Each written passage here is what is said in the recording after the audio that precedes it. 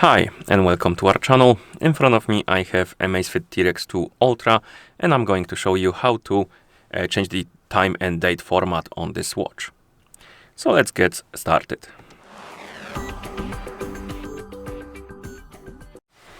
First we need to wake up the screen on our watch, and you can do it by pressing any of the buttons. Then press the back button to open the menu. Scroll through the menu by swiping on the screen, find the settings icon and tap on it.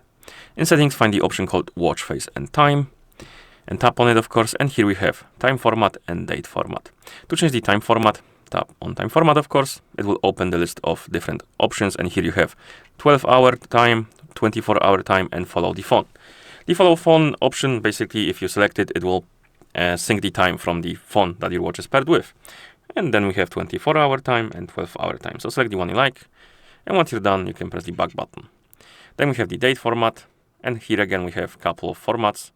As you can see, we have year first, month second, day last, day first, month second, year last, and day first, month first, day second, and year last.